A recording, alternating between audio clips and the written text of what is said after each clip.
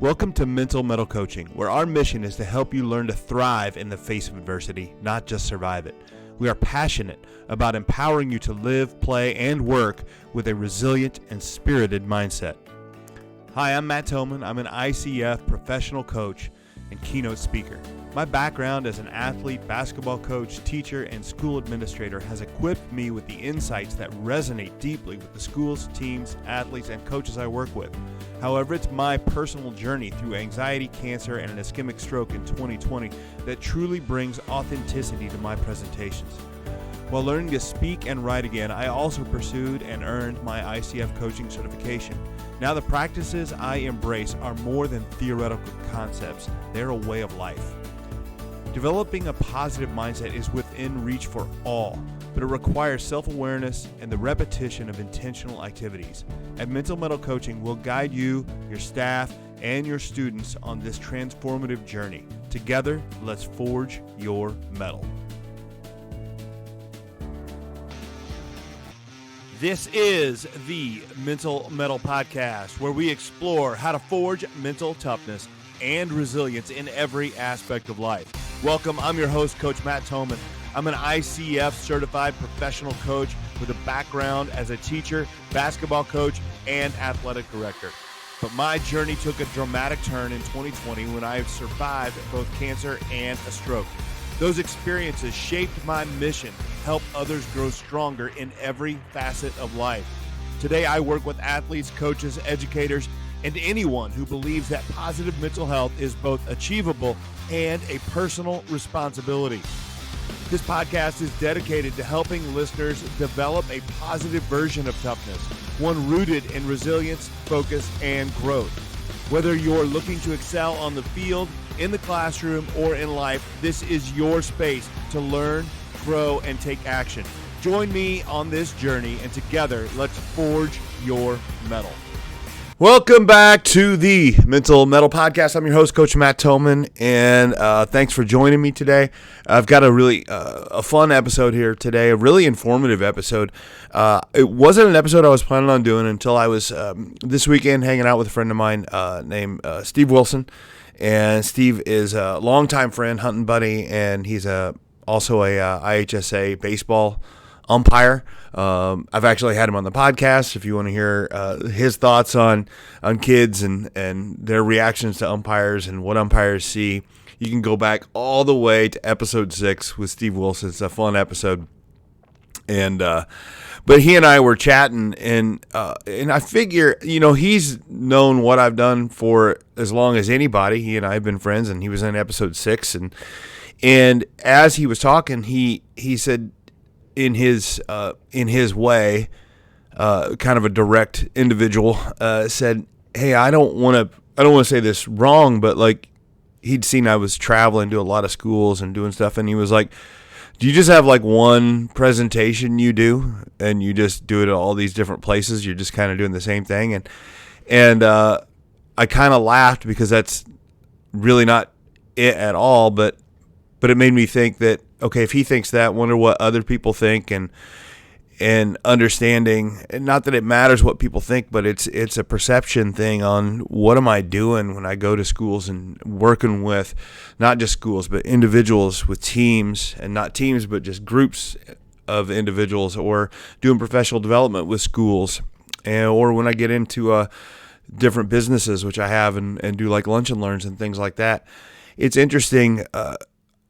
I have a curriculum that I talk about. I call it my 100% Mettle, and it's kind of something, I have that curriculum in my head, and I have it in these different presentations, but I don't ever really talk about what that is, and I might talk about it whenever I talk to an administrator or to a parent on what that is, and I thought, man, what a fun way to have a podcast to talk about the different conversations that I have, the different sessions that I talk about, and the topics that I have. Now, as a coach, when you work with an individual or with a group, different things come up, and we can be very spontaneous about the session. But a lot of times, they're expecting me to come in with a topic and give some content and coach around it. And that's most of the time, that's what I end up doing. And so I wanted to talk about what my curriculum is and what it looks like and what do I mean by 100% metal. And that's a interesting topic, one that's the name of my book as well that I'm working on. And it's like, if you run into me, like keep me honest on that, because I'm about to finish it. My goal is to finish it by the end of the year and send it to my editor, and I think I'm going to get it there. But 100% metal, I define it like this. 100% metal is a person's ability to recognize your limitations and your strengths and your capabilities in the face of adversity, and then be able to repeat positive, intentional actions that demonstrate growth and change also in the face of that adversity. So it's obviously from the word metal. If you don't know, metal is a person's ability to face adversity in a spirited and resilient manner. So it's not just facing adversity, but do it in a very positive way. And I just believe that metal and everything I do is about forging a form of toughness that is a positive form of toughness, because sometimes our idea of toughness is very negative, and we have to beat ourselves up, and the old grizzled people they're tough, but they're not fun to be around. They're very negative, and we get that a lot, and we can fall into that trap. And everything I do is based off that idea of 100% metal. And the reason I have 100 on there, if you haven't listened to that, you should probably go back and listen to my episode 100 with my son Lane Thomann, and we talk about the word 100, and it's a big part of my life. And I've just incorporated that into my curriculum on the 100% metal. But regardless, everything that I do is based off the idea of neuroplasticity, which is a person's ability to reform and reorganize synaptic connections after injury, which happened in my case, or after just training and practice and repetition. And that's the two things that I base everything off of when it comes to neuroplasticity. Is we have to have recognition over a topic and how we react in different situations and how we react in different types of adversity and how we think and how we react and how we speak. And we have to recognize, okay, this is not probably where I should be. Here's where I want to be. How do I get there? And we get that through the repetition. I have tools that I suggest and ideas that we put into action plans to do. So we have to have the recognition, which a lot of time comes in the session. Then the repetition has to come be outside the session, but I also give ideas on how to do that. So it's all about the recognition and the repetition. And when I was talking to my friend Wilson, and he was asking about that, I said, I actually have like 8 or 9 different pretty solid topics that I could come in and talk to a team for well over an hour if I want. And then, of course, we can come back and refocus on those, reiterate things and do stuff. And of course, on each one of them, they splinter off into different things. But yeah, I have like 8 or 9 different things that are pretty well defined, and I know really well, and I understand how people, the kind of the psychology on how that works. And I thought, well, why not just go ahead and talk about these 8 or 9 different things that I focus on that fit in this 100% metal. And so that's what I'm going to do today. Now, some of this, and I'm going to throw out some episodes that I've had before where I get into each one a little bit detailed, but this is just a pretty good informative idea of here's all the kind of the positive psychology that I lean into. So if you're listening to this and you're interested in, man, I kind of know what mental metal coaching is, and I know what coaching is, and I know that Coach Thomann works with teams or athletes or professional development, but I don't really understand what does that look like.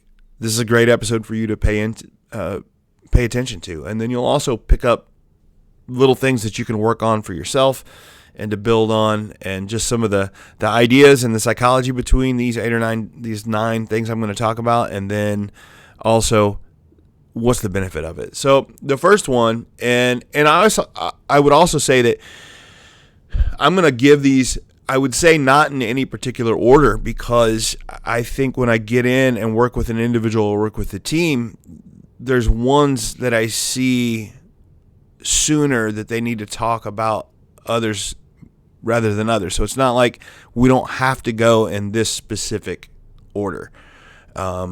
And that's what I'm starting to do some more with teams. I'm working with East Peoria basketball, and I go in and work with them. And I actually go into practice for an hour before we do have our session, and then I can watch practice, and I can see some of their things that come up in practice, some of the body language, some of the comments, some of the things that coach is bringing on, and I can say, hey, let's focus our session on one of these 9, or one idea in one of these 9, and I can really do that. So it's not like it's a curriculum in the sense that we have to do this, then this, then this, but it is 9 different things we're going to talk about. And ultimately, if I come into work, we're going to, like, if I'm coming in to work with a team or a group of coaches over a stretch of time, we'll hit all these.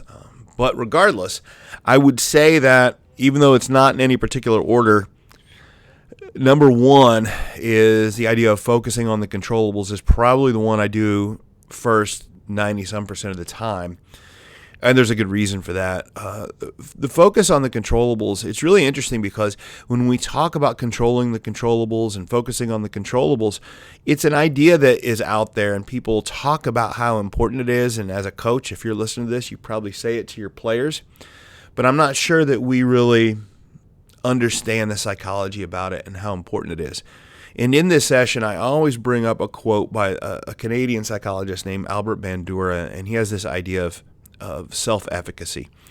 And what he says, and I'll give the Cliff Notes or the AI version, is that so long as we believe in ourselves and we believe in our ability to affect our lives, that increases our motivation, and if that increases our motivation, then that increases our success, and if that increases our success, it builds up our emotional well-being and our happiness. And the same is true for the opposite. If we don't believe that we can do anything to affect our life, then our motivation goes down, our success goes down, and our happiness goes down. It's really simple, and I think nobody really argues with me on that. We kind of know that innately.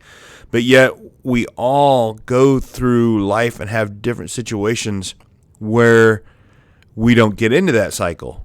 We don't get into the positive cycle. We might get into the negative one where we think, I don't think I can do anything to change this situation, so I'm not going to have any motivation, no success, no happiness. It happens to all of us, and it could be day by day or situation by situation, or we can get in a really bad negative spiral and not believe it about anything. The trick is, and this is why focusing on controllables is so important, is that if you don't start with that first step of believing you can do something to affect your life, it's probably because you're not focusing on something you can control. You're focusing on something you can't. And the second you start to think about focusing on things you cannot control, it starts that negative spiral where we think we can't change anything, so we don't have motivation, so we don't have success, so we don't have happiness. It all starts from what you focus on, and that is simple and difficult at the same time because there are so many more uncontrollables than there are controllables, and our controllables boil down to just a few things. I like to say it's 3 things that we can control: what we think, what we say, what we do, and that would be our attitude, our communication, and our effort. If you've listened to me talk about this, I talk about the ACE method, about focusing on attitude, communication, and effort. And so long as you pay attention to that, you're going to have something to focus on, which kicks off this self-efficacy idea. Now, anytime we have this session, there's a lot of recognition there because people start to realize that, man, most of my worry, most of my anxiety, most of my negativity comes from me focusing on things I can't control, and I just need to change it. I need to change that. And that's the recognition. But again, the repetition takes time. You have to choose some controllables, and that has to be something you talk about. I talk about bookending it. It has to be something you talk about in the beginning of the day, and it has to be something you think about at the end of the day, and you have to see how you're doing. I had a podcast, episode 63, one that's made mostly for parents, on how they can modify the way they talk to their athlete, to their child, to help them get into that more focus on the controllables, because as a parent, as a coach, how we talk to them changes their focus. So if you go home as the parent, you go home and you're complaining about the coach, you're complaining about the refs, those are very much uncontrollables for your athlete. So that's what they start to focus on. The more they focus on that, the less they believe they have control over their situation. There we go. We get into that cycle. So it has to become something that you focus on, and that's how important that is. So that's number one. I do the almost everywhere first, and I do that because almost everything else I do fits into that category of controllables. Every other session is working something that fits in that ACE method. It's an attitude we can have. It's a way we communicate, or it's a way we show effort. So it's really good to do the controllables first, and I would tell you that this is consistently one of the most memorable sessions for everybody I talk with. I went back and did a session or a podcast with 3 of my student athletes and had them on, and they all say the same thing, that remembering that changes everything. So that's number one. That's focus on the controllables. The second one, I talk a lot about values and the importance of values, and doing a session on values and talking about it. Understanding your values and understanding what makes you tick is really important. And we usually do an exercise, and you can do this online, you can do this with me, you can do it in a session, where you would just kind of go through a list of values and kind of prioritize them. What do you find most important? And when I say that, I always tell people, well, let's skip the big three, the big three F's, family, faith, and friends. Those are really powerful values. I have those values. Those are probably my top 3. But I think that you need to go a little bit deeper, and what makes you tick a little bit more, like looking at, like, how do you prioritize work ethic, fairness, responsibility, security, independence? Some of those go against each other, right? So what is more important to you? And finding that out helps you understand how you respond in different situations. If you really want to dive into it, do something like an Enneagram test. I feel like that changed so much for me, is understanding that I'm an Enneagram 3 achiever, and that is achieving things is really high on my list. So that positively affects and taints like everything that I do. And the more I understand that, the more I kind of understand what drives me and understanding those values. Now, I also do some team shared values, which is fantastic. I love doing that one. I get in and I work with a team, and I have everybody talk about a story, their favorite time of being on this team. And a lot of times when we're talking about with high school athletes, it might be since like 2nd or 3rd grade. But everybody tells a story about their favorite moment, and then we have conversations around that, and we find what the most shared values are. And these values are a little bit different, because the values don't have to be so cookie cutter. They can be made up. And a great example of that, I worked with Prairie Central girls team recently, and they came up with a phrase called Huey Built. Huey's their mascot, and Huey Built it's a term that they came up with that means something to them about the work that they put in, and it helps them. And now I see it all on it's a hashtag on all their posts. Another one, I work with the DMAC girls basketball team, which is a really good program over the last 4 or 5 years. And they came up with a term called hard work is our flex, all from them. Like, that is something they want to be proud of, that what got them where they are and what they want to lean into. Joni Nightingale, the coach there, I had her on episode 46. We talked about it. They put that everywhere. It's in their locker room, things like that, all from a coaching session. And that's really powerful. So that's that idea of values and shared values is the second one. I usually do that one.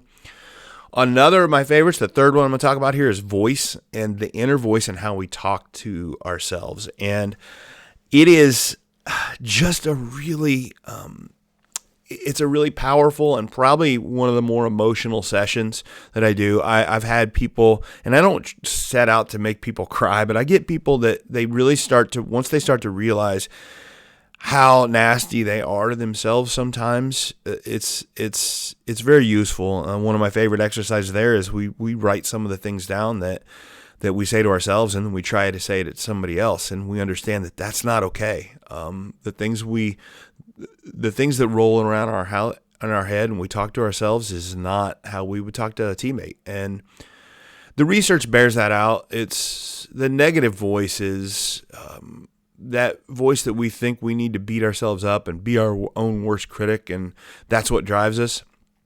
That is also a precursor to anxiety and depression. You tell yourself you're not good enough long enough, and you'll believe it, and you'll quit working, and you'll quit trying, and it just paralyzes us.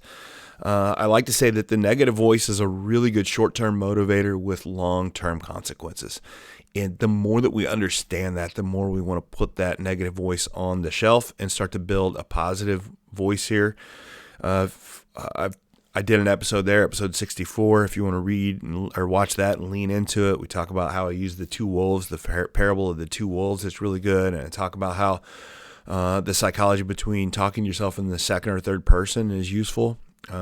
It's weird to do outside, but internally it's better, and how we have to identify what I call the hater and the wingman. Psychology calls the hater a saboteur. The saboteur idea is really a powerful metaphor because it's that internal voice that we think is on our side, but it's not. It's actually tearing things down. And when I do sessions, we create memes in which I have everybody create their hater meme, and they build a wingman meme and build a picture with a phrase. They create a meme, and the entire idea is to have this wingman meme be somewhere that they see all the time, put it on their phones, put it in their car, put it in their locker, so that they start building this positive voice. Again, that's the repetition. This is one of these sessions that recognition is good and we have to have it, but we can't leave the session just with the recognition that we are beating ourselves up all the time with no plan to move forward. That actually can make things worse. So that wingman meme and practicing that positive voice is so important.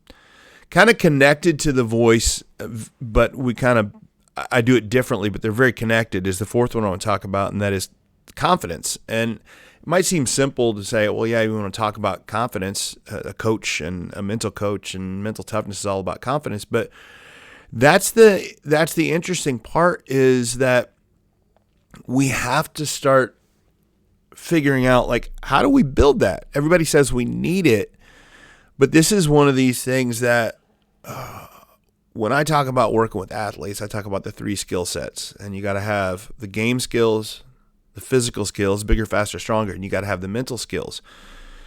And everybody knows this, but we put all our time, money, and effort into game skills and physical skills, but we don't put time, money, and effort into the mental skills, even though we know it's important and it's probably the one that's going to last the longer. Well, building that mental skill and confidence is a big part of that. It's something we can do, right? There are ways to do it, and there's so many good exercises I do, but the main idea is we lean into evidence. So confidence is very evidence-based compared to like arrogance, which is a cocky attitude that's not necessarily evidence-based. And that's a problem. Usually we can have people that are on one side or the other. We got somebody that's very arrogant, doesn't have any evidence to back it up. But then we also people that have evidence, but they're unsure of themselves and don't have confidence. And that's because they're not focusing on the right evidence. And I don't want to say this as a bad thing, but we have all made enough mistakes and all have had enough success that we have plenty of evidence. If we want to be anxious, we can if we focus on that, we're going to be anxious. And if we focus on the things we've done well, we've got plenty of that to become confident. It's just becoming what you focus on and what evidence do you want to lean into. And so that becomes the exercise that we do is listing out the things we've done well, and what does that mean about me, and what does that show that I've done well, and how have I performed in the past, and how is that going to apply to what I do in the future, and making sure that that becomes something we focus on. And it is, our brains are like that. Like, it doesn't really matter. We'll start to believe things that aren't true all the time. If we say them all the time. And that's the thing about the connection between the negative voice and confidence there, is that our negative voice just turns the volume up and tells lies, and we start to listen to it. Well, turning that off and paying attention to the things we've done well is how we build confidence. But that has to be intentional and has to be done well. I got an episode 28 of my podcast with Hallie Mitchell. We talk about confidence a fair amount. We talk about a lot of other things, but Hallie's awesome. She has graduated now, but when we were talking, she was a captain of the University of Kentucky softball team, and just great kid, really leaned into this stuff. So that's a good episode if you want to check that out. Coaches, do you dream of guiding mentally tough athletes towards a championship? Kids that are resilient, persistent, and unshaken by setbacks. Well, in today's world, those athletes aren't born. They have to be developed. Many athletes face significant challenges and risk burnout. So how do we foster that mental toughness without overwhelming them? Well, introducing the Ember to Inferno program, Building Mentally Tough Athletes. This series is designed specifically for coaches, offering a deep dive into your own journey of mental toughness and equipping you with practical tools to build confidence and belief in your athletes. Rather than just simply adding more adversity to their life, we focus on creating a strong foundation for mental resilience. You'll learn how to transform a spark of motivation into a blazing fire of toughness, using techniques that address challenges like social media pressures, athletic stress, and trauma. Don't just wish for mentally tough athletes, build them. Join the Ember to Inferno program today and ignite the potential in your athletes. For more information, contact me, Coach Thomann, at Mental Mettle Coaching. Your athlete probably spends hours working on the specific skill set they need for their sport, and they probably spend hours in the weight room building their body. But how much time do they spend intentionally training their mind? Well, building mindset is the key to bridging the gap between the skills that we see and game execution. Well, Mental Mettle Coaching provides individual programs that can help your athlete develop this third and crucial skill set. Another thing we talk about, which I didn't like before, but now I really enjoy it, is understanding that mind-body connection. And I'm talking about like practicing mindfulness and breathing and things like that, and a little bit of visualization. And those things are just, they're so useful. When we talk about 100% Mettle being about facing adversity, it's good to acknowledge that it's adversity, because with adversity usually comes some triggering of our sympathetic nervous system, our fight or flight. And I think the old school way was just to ignore that and say, well, we're just going to get past it and not acknowledge it. And what coaches used to do is they would put kids into the sympathetic nervous system, into the fight or flight. And there's all sorts of things. A lot of times it's not just fight or flight, but it's also freeze, and there's everything. But I think what old coaches used to do is say, let's put them in fight or flight, and we're going to pick the ones that fight, and those are the ones that we want. And there's some truth to that, and there's times that that's okay. You get the kid that fights, and you get them mad, you really get on them, whatever, and they fight back. To a point, that's okay. But I think the message that I like to preach there is that even if a kid responds in the fight manner, you are still continually having them operate in the sympathetic nervous system, which is fraught with all sorts of issues.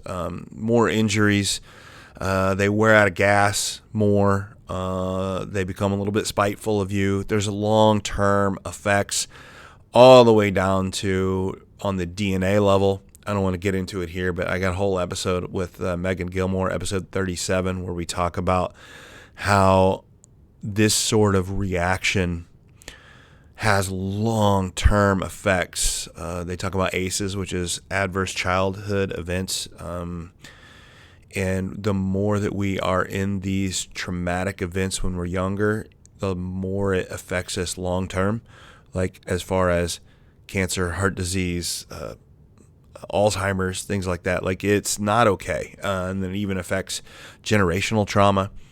So I don't think it's okay. And I have conversations with coaches about this all the time and I've run into some that were in the military, and they were like, well, this is how I was trained in the military, and this is how we got tough at things and like that. And I'm like, yeah, well, if you're fine with thinking that coaching sixth grade baseball is the same as preparing Marines to go fight Al-Qaeda, I mean, I don't know how to have that conversation with you, because it's not the same thing. They train you in the military because you have an unbelievably important job to do that is, and we know that having people in those high pressure situations with a lot of pressure over time has some mental effects on the long term. We know that about people that coming back from war and these high pressure situations. We know that. We do that because, unfortunately, it's worth it. We have to have it. We have to have these protections for our country and do these things. So it makes sense. We just have to try to figure out how to do it better for these men and women. But we don't even need to do that for somebody playing junior high or high school or even college sports. It's not worth that. And also, you can play just as well, nice and calm, and be as successful doing it the other way. And again, I could go all day about this, and I have, and I will have conversations with coaches about this all the time. But our goal, I think, as coaches is to challenge them and have them keep working, but do it not through constant activation of that fight or flight. But it's going to happen. So I think that there are times that we need to understand, how do we get out of that, and how do we get back into the parasympathetic nervous system. And a lot of the stuff, the breathing, the mindfulness that I teach athletes, that I teach coaches, is all about what they call it. There's a nerve here that we need to activate. They call the vagus nerve, and it helps us get out of that and stay nice and calm. I talk about that on how you can work with your athlete. There's an episode 65. It's one of them that I was made for parents, and that's a good one. Just again, I would tell you that this is something I did not lean into when I was younger. This is something since my stroke and my issues with anxiety after that I have leaned into, that I understand a lot more. And I'm starting to see more and more successful athletic programs practicing this and practicing these mindfulness and breathing techniques to help your athletes be calm in high pressure situations, and that's what we want. Let's see, number 6, the growth mindset. So the growth mindset is, and we talk about the growth mindset, people know what that means, but I really dive into that a little bit more. That is almost all of that session when I go in, and I give her credit, is stolen from a book called Mindset by Carol Dweck. I can't recommend it enough if you're a coach or a parent that's interested in this stuff. Read Mindset with Carol Dweck. A lot of sports examples. It's really good. And what she talks about is that there's a difference in our mindsets in growth and fixed mindset. And the fixed mindset is people that think, well, things are what they are, and I kind of have the skills that I have, and I'm not going to get any better at that, or not by much anymore. And the growth mindset says, no, I can get better at almost anything, even if I'm not good at it. And actually, that can almost be an advantage, because I know that I need to get better at it, so I put more work into it. There's an episode I have with, I can't remember the number, Ryland Holt, and it's the analogy. It's about people being late bloomers. And when we talk about late bloomers, how it's an actual beneficial thing, because things were hard for them. So long as they get past the hard, they understand that takes work to get better at things. And that's what the growth mindset is about.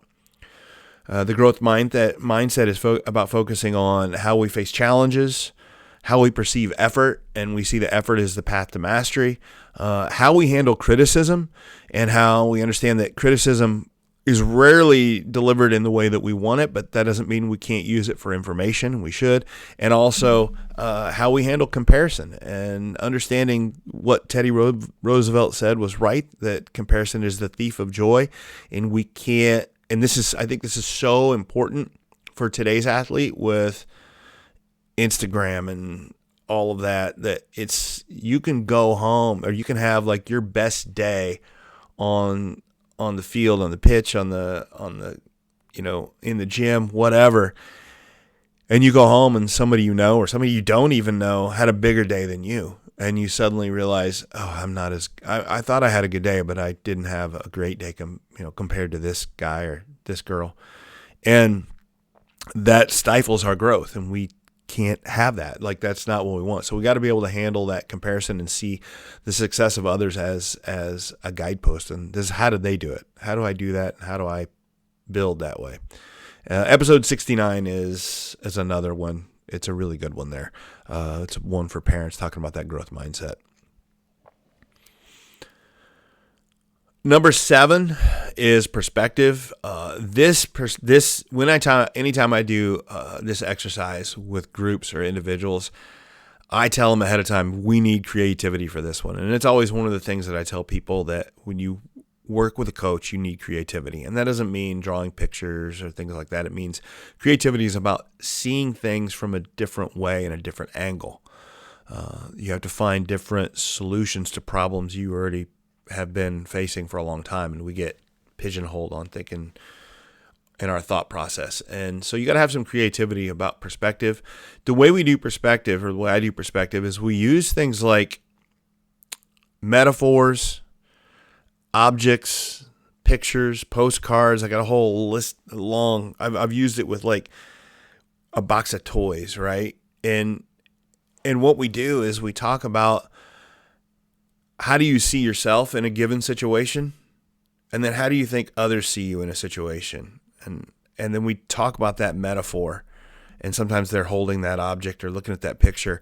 And that metaphor helps us see things in a different way without, it's kind of like loose focusing on it. We're not just like really like diving directly in, but we're going around. It's so weird. Metaphors are just, they allow us to think about things in a different way, in a softer, more fun way, and it really helps us give some insight. So perspectives are just it's so interesting for an athlete to understand, hey, this is how I see myself, but my teammates see me like this. My coach sees me like this, and that's usually good. They'll usually lean into a coach that sees a lot of potential in them, or this is how my parents, or sometimes I've done it, like I've had people do it with the perspective of their dog, right? Like, your dog does not care if you scored a lot of points or not. Or that could be similar to what your grandma thinks, right? It doesn't matter. It doesn't matter to them. And it changes that perspective and helps them get out of that, sometimes that negative voice that how we beat ourselves up. And so that perspective is such a cool exercise that I enjoy. Usually leave people with like a picture or an object or something like that one that they really want to lean into and say, hey, this is how I want to see myself from now on. And they'll have, again, that picture of that object to sit on their desk or their car or their locker or something like that. And that new perspective helps them create new actions, which is, again, that creativity that we're trying to drive. The 8th one is probably one of my favorite team sessions or group sessions, and that is when we talk about conflict resolution, or what I call team toxins. Now, it's a really interesting one. I always have to, and I did this with some high school freshmen and sophomores the other day, so it didn't bother me to say this, but a lot of what I come from these team toxins and this conflict resolution is from a book by John Gottman, and it's the seven principles of an effective marriage or something like that. It's a phenomenal book. I just don't remember the title, but John, and it's odd that I would be talking to these athletes about a marriage book. But what happened is John Gottman, he did so much research, marriage research, and marriage research ends up being about relationships. And, in relationships, there's a lot of conflict. And so he started analyzing marriages, how they talk to each other and things like that. And he got so good at it that he would bring couples over and kind of listen to audio, the way they talk to themselves over a short period of time, maybe a day or a weekend or something like that. And he got so good at it that within he could get 90% accuracy on whether or not that couple would divorce in 5 years, just from the way they talk to themselves. And you might think, well, that's obvious, but 90% is pretty high. And there were a lot of things that he did to talk about that, on how we engage, and how if your partner or somebody around you is trying to engage, and whether or not you engage back with them, like when they're trying to show you something they're interested in, and whether or not you engage back. And that's really important. And he talks about how there has to be more positive interactions than negative, and that's like a 5-to-1, I think, is his. But the thing that I really take the most from it is he has this idea called the 4 Horsemen of the Apocalypse. It's a biblical reference, but he's referencing the 4 things that are the harbingers of a marriage breaking up, or in our case, relationships. And that's what they've done. Is he got so good at this that other coaches and places and psychologists said, does this stuff really work for beyond marriages? Does it work with business teams and sports teams and relationships between player and coach? And they've found that, yes, it absolutely does. So any fairly intense relationship, it's really going, or between player to player, any intense relationship, it applies. And so he talks about these 4 horsemen. One is criticism. The second one related to that is defensiveness, and those two go together. And then stonewalling, the idea of the cold shoulder or the silent treatment. That's the third one. And then contempt, which he says is the most important. That's where you just have a feeling of superiority over the other person, and you show that in the way you speak, the way that you act. And that can be really simple things, or it feels like just eye rolls and sarcasm, things like that. It doesn't seem like much, but according to Gottman, this is easily the most dangerous of all. Like, it's very important. It's very important to watch out for this contempt.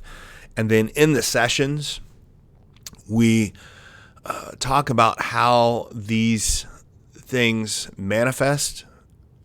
Everybody realizes times that they do this, and then what they actually lean into. Like, what do I practice most? Is it criticism, defensiveness, stonewalling, contempt? And we talk about that. But then the best part is Gottman gives us the 4 antidotes, and we start finding, how do we respond? How do we speak, and how do we act in a way that counteracts those 4 horsemen? Because what Gottman does not do, and what no one should do, is tell you to not have conflict. Of course, there's going to be conflict. If we're talking about athletics is conflict. You're trying to go win games. You're trying to win tournaments and championships. People are trying to get starting spots. There is so much conflict innate, and we want conflict. We want adversity. Adversity is how we grow. It's not about whether or not we have the adversity or the conflict. It's how we respond in a positive way. So it's these antidotes that are so important. So we work on, this is that neuroplasticity. Here's how I react usually. Here's how I should react instead. That will help us move forward in the conflict and still keep the relationship moving forward. I love doing this one with the athletes, but I love doing it with coaches. Not all, but a big portion of the coaches that I run into are married and have spouses at home. And if you've been a coach, you know that there's a lot of conflict when you come home during a season, right? It's such coaching is great, but it's easy to take it home with you. And the more that you understand this with your athletes and your players, the more you understand it at home. And I've seen it really help a lot of coaches. And I talk about this one with episode 27 a while back. I talked about how you can be the antidote in a toxic situation. And again, this conflict, and this is how it fits into the controllables. I can't control how somebody else is reacting in a conflict. I can only control my reactions to it. And that's why the coaching is so important. Is like, we're not out to manipulate somebody. We're out to understand, how can I get better and how can I move forward? Other people may not want to change, and they may never change, but you can't be the common denominator in all your problems. Like, you have to find what you can control yourself, and that's why it's so important on this one. Parents, is your athlete ready for the upcoming sports season? They might have the strength, the speed, and the skills, but without confidence, they can still struggle when the game is online. Skill and strength are great. They're necessary, but they're not used to their full potential without the right mentality. Confidence is key. It's the key to unlocking that full potential. And at Mental Mettle Coaching, I offer personalized sessions designed to build the confidence your athlete needs for a successful season. My proven techniques empower them to perform under pressure, both on the field and in life. Don't let a lack of confidence hold them back. Book a free session today and discover the power of confidence. Visit the website, get started on the journey to a more confident, successful athlete with Mental Mettle Coaching.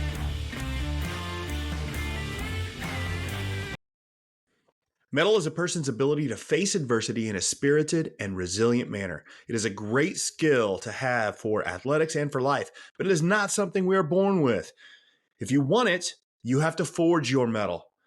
And if you listen to the Mental Mettle Podcast, you already know that, but not everybody else does yet. So help me out by ordering and wearing some sweet The Mental Mettle Podcast gear. We've got short sleeve tees, long sleeve tees, and some super comfortable hoodies. Order online today and you can have your gear in no time. But the best part is that every order helps support the show and helps me spread the message that mental toughness is a trait that can and should be built.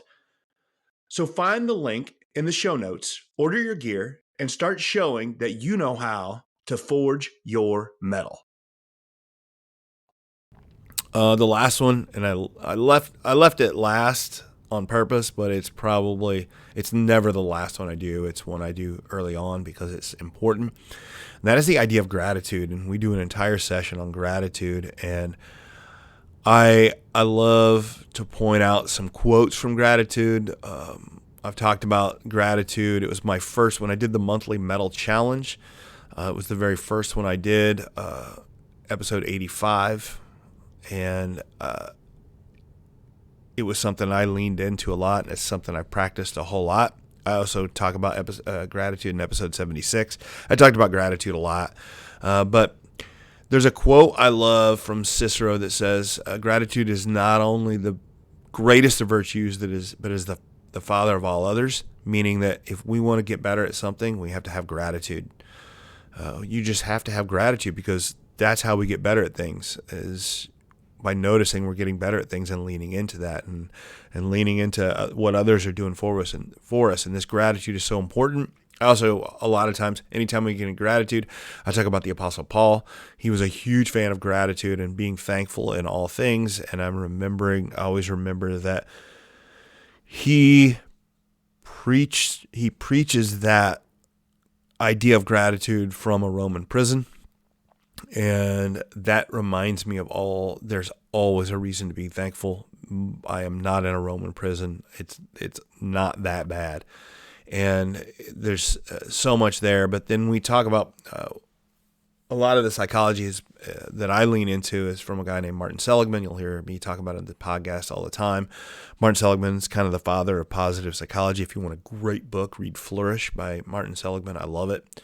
But he talks about how gratitude is it's a positive idea. So when we talk about positivity and negativity, and I'm talking about positive toughness, humans are kind of hardwired for negativity. It helps us find problems in our life because it keeps us surviving. And that's okay. We want to survive. But we have to get past, we can't always be in a negative state. We can't just walk around looking for problems, or we'll only see problems. So if you want to thrive, so I like to say that negativity helps us survive, but only positivity helps us thrive. If you want to thrive, you have to start building positivity, and that is done through gratitude. Gratitude is a huge factor in building your positivity. And so when you do that, when you lean into the gratitude, it fights off anxiety, lessens depression, and it helps us have that long-term grit. That resilience is built over practicing gratitude. So it's interesting because we think that gratitude is about saying things to others, and it is about being gracious for others and saying things to others. It's absolutely about that. But gratitude can be one of the most selfish things you do for yourself, because you practice gratitude for others and it builds you up. And when we do the sessions, I talk about that and how important it is. And you have to give gratitude to others. You also have to give gratitude to yourself, because, again, you got to recognize what you're doing well so that you keep doing it. Otherwise, you'll quit doing it. It's like an employee. If you're a boss and you have an employee and you don't recognize the things they're doing well, they're going to stop doing it. And we have to give that gratitude to ourselves. And then also I talk to them about accepting gratitude and not deflecting. And if we see gratitude as a gift that someone has given us, we have to act like it is a gift someone had gave us. What do we do when somebody gives us a gift? We open it, we enjoy it. It's rude to say, I've already got one of these. It's rude to say, I don't really need that. I don't like that. Or it's rude to say, I'm going to take this back and get the money. That's rude. And it's rude because it might be truthful, but we know what it does to the person that gave us the gift. And if we act in that same way and somebody has given us the gift of gratitude, we do the same thing. We stop their joy. And if we're stopping that in our business or our team, you're missing the opportunity for growth and for joy to be built in your situation and your team. And so that's 9 different sessions that I do. And again, I've got others I can talk about that I go in, and it can be very like, hey, we need to talk about this. And it's not one of those 9 things, or there's a lot of, in each of those 9 sessions, there's a lot of offshoots and a lot of things we can talk about. But that's kind of my base 100% metal curriculum, all about recognizing how we are, how our team is, and how we are and how we want to get better, what we want to become, and how do we repeat actions to get there. All of this stuff, it's kind of like when I look at the curriculum, the metaphor I like to give is think of me as a physical trainer, like an athletic trainer, a personal trainer for your mind. So we go to a personal trainer because we want to get bigger, faster, stronger. We want to get in better shape. We know that it takes some time to do that. We don't go in and do one session and think, I'm good. We know that we have to have consistent effort. We have to have a goal. And we have that reach to that goal and have consistent effort. Working with me is the same way on a mental way. We come in, I've got programs. Here's what we get. Here's the muscle we need to work on. Here's why it needs to be better. We use this muscle for this mental muscle. And then here's the exercise we need to do that to get at it. And I hold you accountable to it. And I get others to hold you accountable to it. And that's kind of how this process works. And I love looking at it from that perspective. And also I love the other perspective of the way it is, like when you compare what I would do to like a psychiatrist or a therapist. Therapists a lot of times are more looking for a diagnosis and a problem, kind of like when you would go to a doctor. Hey, there's an issue. We need to fix this. I'm someone to keep, personal trainer can keep you from going to the doctor because you stay healthy. I can keep you from going to a therapist or something, a psychologist or psychiatrist, because when it's a serious issue, if you can start building that mental toughness and that mental muscle with me, your coach, your kind of like mental trainer, that helps you do that. And and I love having this curriculum to be able to do that. Again, I love doing it with individual athletes. I do a lot of that online, virtually. I'm working with several teams right now. I go in and work with the teams.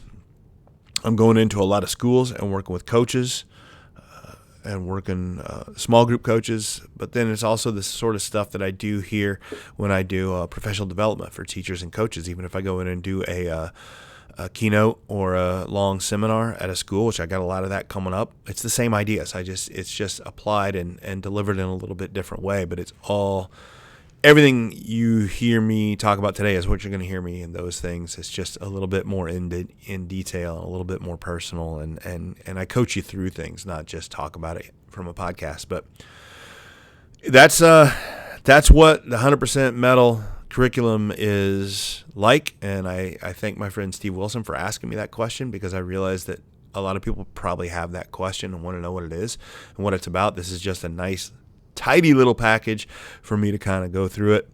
And so if you know somebody who's interested in the individual coaching, team coaching, professional development, keynote speaking, and they say, well, yeah, I'm interested in it, but I don't know what it is, send them this episode. This episode will dive in, will help them understand a lot of the things that I do.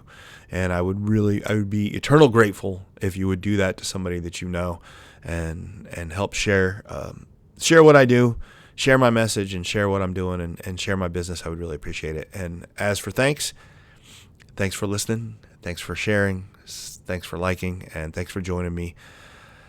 I sure appreciate it. This has been a great episode, and I enjoy it. So this is the Mental Mettle Podcast. I'm your host, Coach Matt Thomann, and always remember to forge your mettle. Thanks for listening to the Mental Mettle Podcast. Don't forget to tune in every week for more insights and strategies to help you forge mental toughness and resilience. This podcast is brought to you by Mental Mettle Coaching, where we are driven by a passion for sharing knowledge and experience that empowers others to play, live, and grow with confidence. Our mission is to instill a resilient and spirited mindset in our clients, enabling them to confidently face adversity and actively seek new challenges for personal growth. At Mental Mettle Coaching, we offer individual coaching, group coaching, and professional development for schools and businesses. Whether you're an athlete, educator, or professional, we're here to help you unlock your potential and thrive in every area of life. Until next time, keep growing, stay resilient, and always remember to forge your mettle.